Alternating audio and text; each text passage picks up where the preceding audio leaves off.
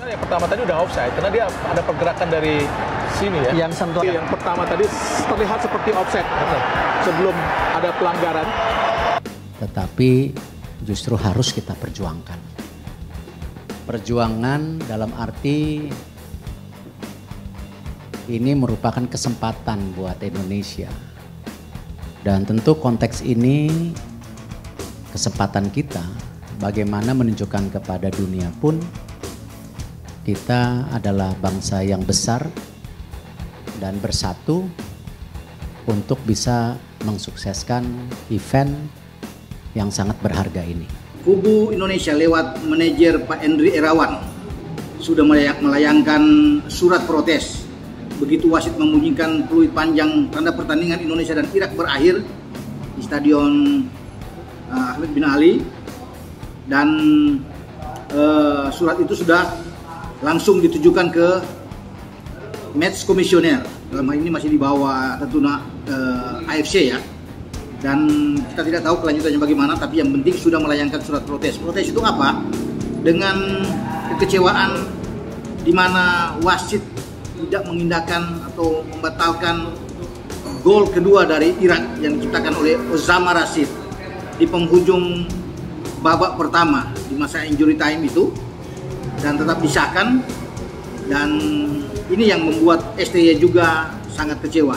Ya, Indonesia mengalami kekalahan. Namun ada satu momen kontroversi yang terjadi di pertandingan tersebut yang disebut oleh Coach Sintayong mempengaruhi hasil pertandingan ini, yaitu wasit memberikan gol kedua yang dicetak oleh Osama Rashid bagi Irak tentunya ya. Dan Coach Shin serta berbagai macam penikmat sepak bola menganggap harusnya di momen gol kedua tersebut pemain Irak mendapatkan offside, namun wasit berkata lain. Selesai pertandingan Indonesia menghadapi Irak, ofisial resmi timnas Indonesia mengajukan nota protes kepada AFC terkait kepemimpinan wasit Indonesia menghadapi Irak.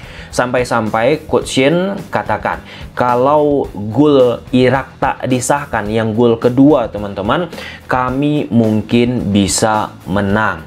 Dan di-counterlah pernyataan Coach Shin tersebut oleh pelatih dari Irak dengan mengatakan kami menang karena performa kami, bukan yang Sintayong bilang perihal soal wasit. Mau lu diinjek-injek harga diri lu?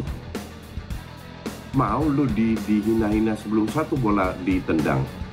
Lu bisa lolos kalau mindset disatukan, sikap profesional, turunkan ego, fighting spirit top 100%, baru lu bisa menang.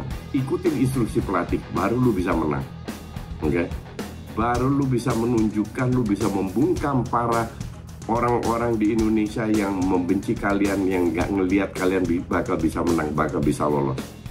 Kalian akan membungkam orang-orang di luar negeri yang merasa yang jago bahasa Inggris, merasa ngerti sepak bola Asia, yang meremehkan kalian, agar kalian bisa lolos dengan bermain bagus. Kalau menurut saya, kalau dari dasar ininya, Sintayong harus bisa introspeksi diri aja kalau menurut saya sih. Oke. Ya mundur pasti ada resiko, tapi federasi harus siap dengan situasi apapun. Karena bukan apa-apa, kalau dipecat pasti federasi rugi lah secara uang, karena dia harus menutup kompensasi kontrak. Jadi menurut saya sih harus ada muncul kesadaran satria aja dari Sintayong. Apakah dia sudah berhasil atau enggak? Tidak ada yang mustahil kan dalam sepak bola kan. Nah artinya sebagai pemain ke-12 ya kita tetap perlu support, tapi gak salah juga kalau kritis, seperti yang saya selalu katakan, ini pola permainannya gak ngerti saya apa ini nanti dari Sintayong, dan apa struktur atau starting 11 dari timnas Indonesia yang akan dipakai nanti. Karena ya sebuah timnas memang sih di laga uji coba biasa ya,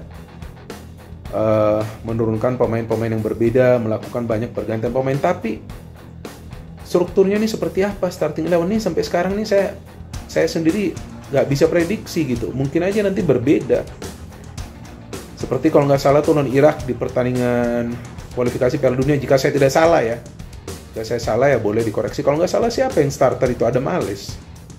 Nah, akhirnya kan lihat kayak apa ya kan. Terus kemudian Arkan Fikri dimasukkan di babak kedua, padahal Arkan Fikri ini belum punya pengalaman bermain di level seperti itu. Pemain muda, akhirnya kacau juga dia mainnya kan. PSSI resmi protes keras ke AFC soal gol Irak di Piala Asia. PSSI melayangkan protes resmi ke Konfederasi Sepak Bola Asia (AFC) terkait gol kedua yang diciptakan oleh Irak di laga Piala Asia. Gol tersebut memang berbau offside. Timnas Indonesia melawan Irak dalam laga perdana grup D Piala Asia di Stadion Ahmad bin Ali, Al Rayyan, Qatar, pada Senin 15/1. Di laga itu, Garuda harus takluk dari Irak dengan skor 1-3. Kendati demikian, PSSI merasa tak puas dengan kepemimpinan wasit. Mereka menilai, gol kedua Irak seharusnya tak disahkan karena ada pemain yang telah terlebih dahulu terperangkap offside. Setelah pertandingan, kami resmi protes keras kepada AFC terkait disahkannya gol kedua Irak.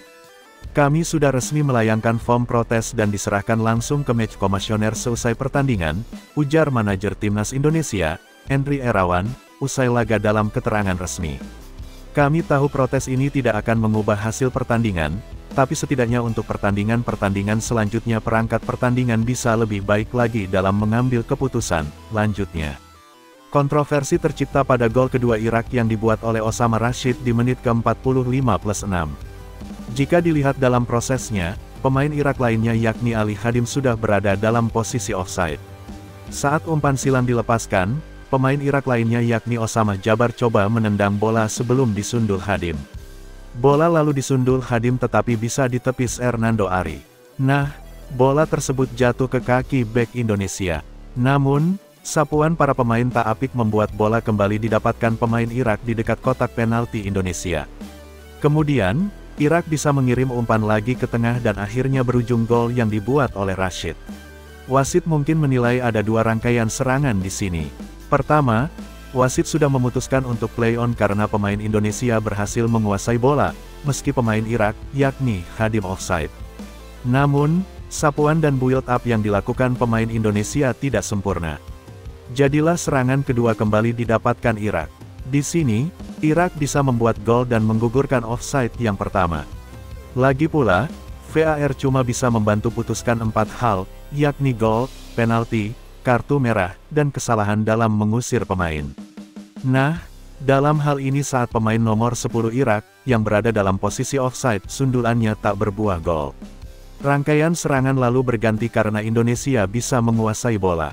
Alhasil, saat gol tercipta kejadian di pertama tak dicek lagi. Berita selanjutnya, Jesus Casas jawab tudingan Sintayong yang anggap gol kedua Irak offside. Pelatih Irak, Jesus Casas merespons pernyataan Sintayong yang menyebut bahwa gol kedua singa Mesopotamia tidak sah karena offside. Timnas Indonesia kalah 1-3 melawan Irak di laga pertama grup D Piala Asia 2023. Senin, tanggal 15 Januari tahun 2024. Hasil ini menjadi kontroversi, sebab gol kedua Irak berbau offside. Meski begitu, wasit pemimpin pertandingan tetap mengesahkannya. Usai laga, Sintayong menegaskan gol itu seharusnya offside. Ia pun menyayangkan keputusan wasit. Saya tidak tahu mengapa gol kedua tidak dianggap offside. Itu 100% offside. Jika ini adalah benar keputusan yang salah dari wasit, kami menyayangkan itu, apalagi terjadi di momen penting, ucap Sintayong dikutip dari laman resmi PSSI. Di sisi lain, pelatih Irak Jesus Casas menjawab tudingan Sintayong. Pelatih asal Spanyol ini mengatakan wasit berlaku adil. Casas menambahkan bahwa Irak memang pantas menang karena bermain bagus, bukan karena diuntungkan wasit pemimpin laga. Wasit pertandingan ini adil dan setiap pelatih pasti punya reaksi yang berbeda, ucap Jesus Casas dinukil dari Koura. Selasa, tanggal 16 Januari tahun 2024. Saya menghormati penyataan pelatih Indonesia, tapi kami menang setelah mengontrol pertandingan dan tampil bagus. BK-an karena seperti yang dia bilang, diuntungkan wasit, tegasnya. Sementara itu, Timnas Indonesia selanjutnya bakal melawan Vietnam, sedangkan Irak akan bertemu Jepang.